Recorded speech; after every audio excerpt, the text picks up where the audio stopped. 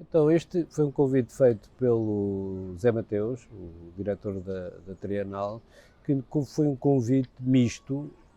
Foi, aliás, eu penso que é a primeira vez que convidam que os comissários são de áreas diferentes. Por isso, convidaram da arquitetura e da sociologia. Por isso sou o arquiteto, Alexandre Marques Pereira, e a socióloga é a Sandra Marques Pereira, por acaso a minha irmã, mas não foi por isso, é porque ela, o tema dela é sobre a habitação, também sobre a arquitetura, e no fundo é para fazer uma visão cruzada entre duas disciplinas, e foi a primeira vez que aconteceu.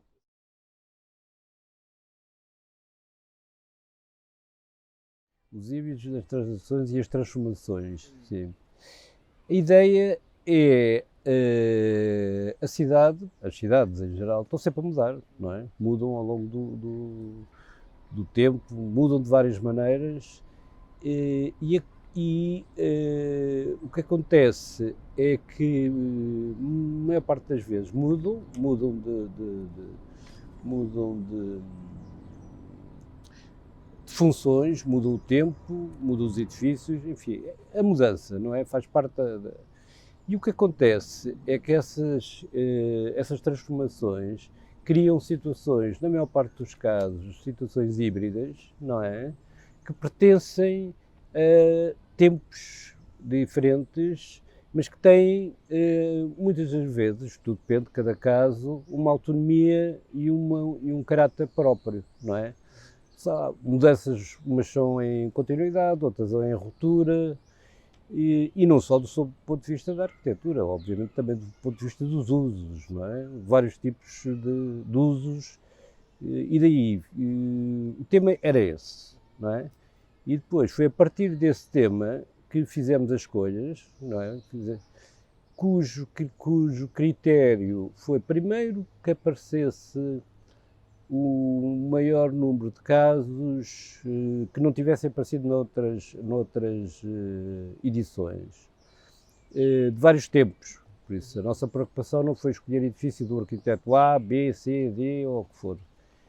Foi escolher casos em várias zonas da cidade que fossem de várias tipologias, habitação, conventos, escolas, etc., que refletissem de algum modo essa hibridez e essas transformações ao longo dos tempos.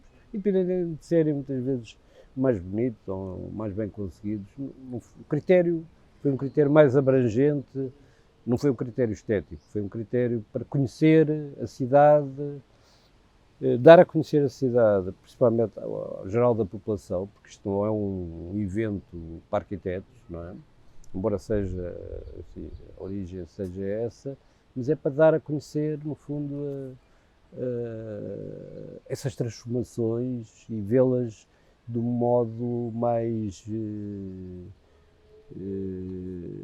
próprio e principalmente há muitos sítios que as pessoas não podem ir ou que passam despercebidos e então ver, afinal, isto aqui parece uma coisa, lá dentro é outra e, no fundo, o foco, o foco foi isso. Eu até posso dizer uma coisa que é, a propósito disso, que não tem a ver. Eu ainda há pouco tempo revi na televisão um belíssimo filme, que já tinha visto há uma data de tempo, que é aquele o querido diário, o caro diário do Nanni Moretti. E lembrei-me aquela primeira parte do filme em que ele passeia por Roma de Vespa, que é maravilhosa, não é? E no fundo aquilo é ele que está num domingo, não é? E que não tem nada para fazer e vai dar uma volta por Roma, sozinho, naquele caso, e passa por vários sítios e as transformações das casas, dos quarteirões, o que é que foi, o que é que era, e reflete e divaga sobre isso. No fundo, essa imagem tem muito a ver embora há muito tempo, o filme é de 93, mas é um pouco isso, não é?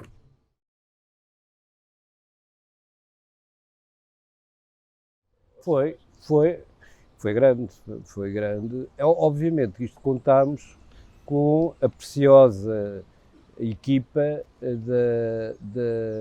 toda a equipa da Opanalce e da Trienal,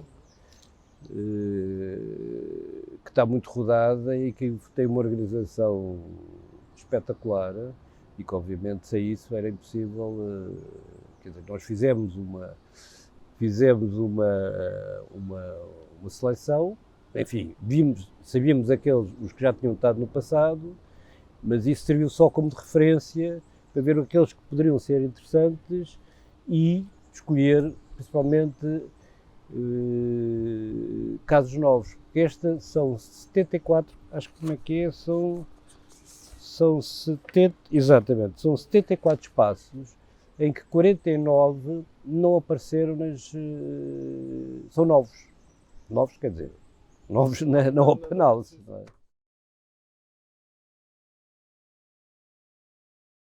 Então isto são várias, enfim, está bem, no site está lá tudo explicado. Mas no fundo tem várias atividades. Tem as visitas aos espaços, aos edifícios, que umas são livres, outras têm que ser por marcação, mas isso vem lá no site. É livre tudo, não se paga, não é? Durante o sábado e o domingo. E depois tem outras atividades paralelas que têm 5 percursos urbanos.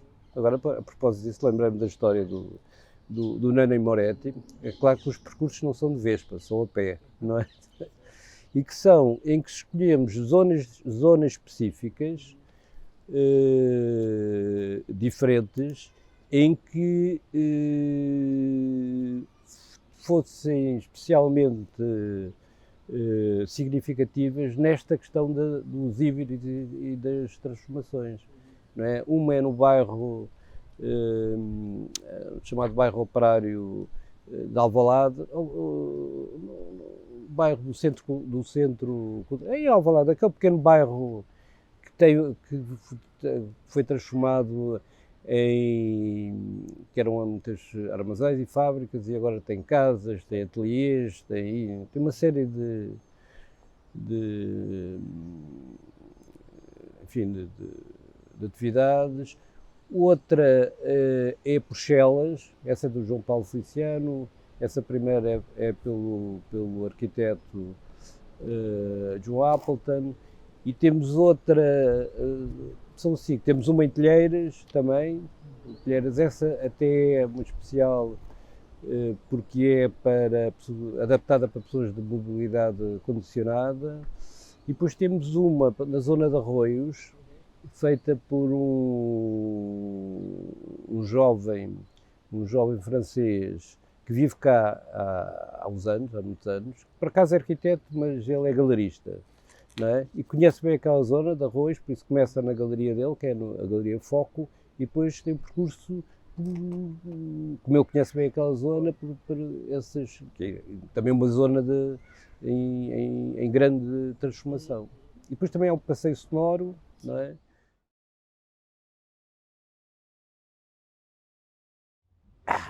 O desejo, o meu principal desejo é que Lisboa, que é uma cidade fantástica e uma cidade rica e que, enfim, tem uma variedade, uma cidade, no outro dia estava a dizer que é uma capital europeia relativamente pequena, não é? Comparada com outras capitais, mas com uma variedade riquíssima, não é? Devido à sua história, devido à sua topografia, devido à sua localização, etc. E o meu maior desejo é que Lisboa não perca o seu caráter específico. Eu acho que isto é quase um lugar comum, não é? Pronto, mas que é um desejo que transparece a grande parte, não só às pessoas como eu, que nasci e vivi praticamente sempre em Lisboa, mas às pessoas, mesmo aos próprios que vêm de fora, estrangeiros ou portugueses que vêm. E outro dia tive uma entrevista num espaço muito interessante que vai entrar, que é o Chafariz del Rei, uma entrevista para a RTP com a Sandra. E depois, por acaso, vim a pé, fui a pé à tarde, fui a pé para casa. atravessei a Baixa. E o que eu posso dizer é que conheço a Baixa há muito tempo, até porque estudei no Porto, mas estudei também ali na Escola de Belas Artes, em Arquitetura. E senti uma grande, muito, o termo é este, é deprimente, pronto. A quantidade, não é nada contra, obviamente nós precisamos e tudo, o turismo, a economia, etc., é fundamental, não só a Lisboa como a todas. O problema é uma certa desgovernação, um certo descontrole, não é? Que se reflete no problema da habitação, reflete-se no problema do desaparecimento de grande parte do comércio local. Eu, por exemplo, que vivo ali na Rua do Século, que é umas freguesias, sinto a transformação. Tem coisas boas, não é? Edifícios que são recuperados, hotéis, para hotéis, enfim, ou mesmo para a habitação, isso é bom, não é? Agora, a outra parte é que isso da parte dos políticos, não é? E de quem governa a cidade, acho que andam um bocado perdidos, não é? Como gerir, até porque cá em Lisboa, o que aconteceu, isto é um problema que não é só de Lisboa, mas em Lisboa foi uma coisa muito rápida, foi muito repentino nos últimos anos. E sente-se que anda tudo meio perdido, não é? E se calhar deviam os políticos também falar mais com as pessoas que estudam o assunto, que conhecem outros casos, estudar outros casos de outras cidades, porque há outras cidades onde isso aconteceu, por exemplo, Barcelona é bastante pior do que e outros, para já não falar em Veneza, não é? E aprender com outros casos. É claro que isto demora tempo, não é? Tempo, mas precisamente é preciso uma ideias e ações. Não basta palavras e intenções, não é? Isso, no fundo, é o meu maior desejo, é que, no fundo, é que Lisboa continue a ser uma cidade atraente, não só para quem vive, como para quem visita, mas que isso seja feito de uma forma organizada, seja recuperada, como há muitos casos, e muitos deles vão estar dentro da programação, mas falta organização, que se calhar é um problema nacional. Alexandre, muito obrigado. Obrigado.